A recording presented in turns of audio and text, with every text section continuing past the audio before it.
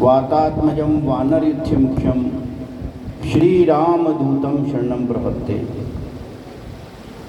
बोले रामचंद्र भगवान की, कृष्ण कन्हैया लाल की, शंकर भगवान की, हनुमान जी महाराज की, सेवालाल जी महाराज की, परम पूजनीय कालू जी महाराज की, श्री राम राव जी महाराज की, भारत माता की, दुर्गा माता की। अपने इस हिंदू गौर बंजारा लबान समाज बांधुओं के अपने इस जिले के कारोबारी प्रधान और पुजारियों के इस सम्मेलन में दूसरी बार मेरा आगमन हुआ है। मंच पर विराजमान अनंत श्री विभूषित श्री सोमलिंगम जी महाराज जो अपने कर्नाटक से पधारे हैं, आपका आश्रम है श्री शंकरलिंग गुरुपीठ इजियापुर।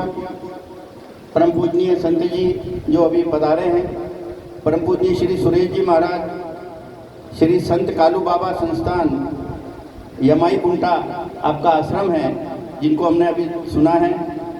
माननीय श्री रामेश्वर पूनम चंद जी नायक जो अपने मुख्यमंत्री कक्ष के प्रमुख हैं, सहायता निधि का काम देखते हैं और उनके लिए अभी काम भी आ गया है, कई लोगों ने कुछ बातें रखी। माननीय संतोष जी जो अपने परम संघ चालक हैं नांदेड़ विभाग के, माननीय श्री योगेश्वर गर्गे जी जो हमारे विश्व हिंदू परिषद के प्रांत मंत्री हैं, माननीय श्री श्याम जी रायकवार जो हमारा धर्म प्रसार विभाग है उसके इस प्रांत के सह प्रमुख इस नाते से काम देखते हैं, माननीय श्री ब्रजेश जी मिश्रा जो हमारे साथ नागपुर से आए हैं, विदर्भ प्रांत के अपने संपर्क प्रमुख हैं, और राजेश जी पर्डीकर जो हमारे एक प्रांत के सह प्रमुख इस नाते से काम देखते हैं, और उपस्थित सभी कारोबारी नायक पुजारी और वीर गौर माटी समाज के बंधुगण माताएं बहनें। हमारा ये जो समाज है इसके बारे में ज़्यादा बताने की आवश्यकता नहीं, मेरे से ज़्यादा आप जानते हैं कि सिंधु घाटी की सभ्यता से ये जुड़ा हुआ है। हमारे जो गीत गाए जाते हैं ब्याह शादी में या जब हमारा उत्सव होता है तो उसमें उसका सारा उल्लेख आता है। आप लोगों को बताने की आवश्यकता नहीं है, परंतु समाज को ये जानकारी रहनी चाहिए। बंजारा समाज यानी कि वाणिज्य करने वाला समाज, वाणिज्य का अपभ्रंश होकर के कहीं ना कहीं ये बंजारा बन गया है, और कठिन परिस्थितियों में घूम घूम करके समाज की सेवा करते थे। हर प्रकार का सामान हर जगह पहुंचना चाहिए, इसकी वो व्यवस्था करते थे, और केवल वाणिज्य नहीं तो कला के क्षेत्र में भी ये सर्वोत्तम थे। आज भी इनकी कसीदाकारी जो हमारी माताओं बहनों का जो पहनावा है वो एकदम अलग है।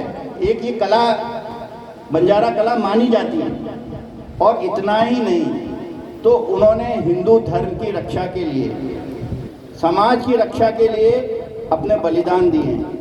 अभी संत जी ने बताया था लकीसा नायक, मैं अभी पढ़ रहा था कहीं एक जगह, तो उनके जीवन का एक बड़ी घटना होती है। उन्होंने कई लड़ाइयाँ लड़ी और अंग्रेजों से भी उन्होंने लोहा लिया।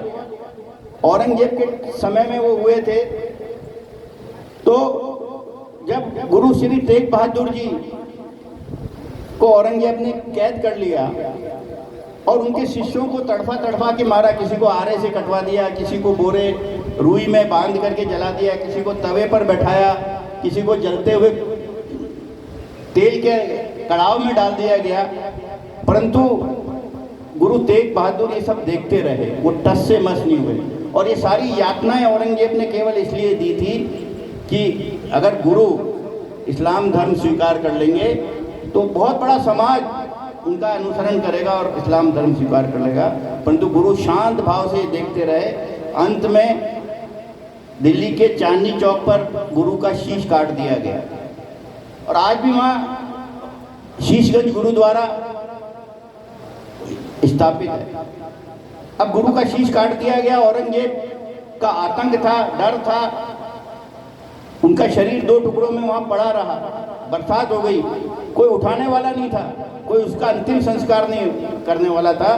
तो उस समय जो हमारे बंजारा समाज के लक्कीसा नायक थे, उन्होंने हिम्मत की, सारी विपरीत परिस्थितियों के होते हुए भी गुरु का धड़ लेकर के और उसका विधिवत अंतिम संस्कार किया। इस प्रकार से हिंदू धर्म की रक्षा करने वालों की रक्षा करने वाले, उनको सम्मान देने वाले हमारे नायक रहे हैं। अंग्रेजों से तो स्थान स्थान पर उन्होंने लोहा लिया, उनकी नाक में दम कर दिया।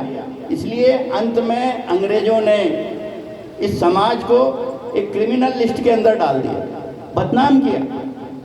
क्रिमिनल कास्ट, शेड्यूल कास्ट जो हम आजकल पढ़ते हैं, शेड्यूल कास्ट, शेड्यूल ट्राइब्स, ऐसी लिस्टें बना दी गई। जो उनसे लोहा लेते थे उनको बदनाम करके किस प्रकार से उनको प्रताड़ित किया जाए, जेल में डाला जाए। परंतु फिर भी ये हमारा समाज डिगा नहीं, धर्म को छोड़ा नहीं, धर्म पर अडिग रहा। इस प्रकार का ये हमारा समाज रहा। अभी हमने महाकुंभ के दर्शन किए, आप में से अनेक लोग महाकुंभ में गए भी होंगे। कैसा दृश्य था। कई राजनीतिक दल हमारे समाज को तोड़ने का प्रयत्न कर रहे हैं। जातिगत जनगणना होनी चाहिए। हमारे समाज को जातियों के अंदर बांटने का कुचक्र चल रहा है। परंतु 67 करोड़ 66 करोड़ से ज़्यादा लोग महाकुंभ में पहुंचे, एक साथ स्नान किया। एक घाट पर कौन स्नान कर रहा है, किस जाति का है, किसी ने पूछा नहीं। कौन छोटा है, कौन बड़ा है, किसी ने पूछा नहीं। एक पंगत में बैठ करके सबने भोजन पाया, प्रसाद पाया। एक साथ कंधे से कंधा मिलाकर के भीड़ में चल रहे हैं। पूरे विश्व को बता दिया कि आज हिंदू समाज एक है। परंतु इतने से ही काम चलने वाला नहीं है। जो दृश्य हमने महाकुंभ में देखा, वहां से आने के बाद हमारे टांडों में, हमारे गांव में क्या वही दृश्य है क्या? हमारे यहाँ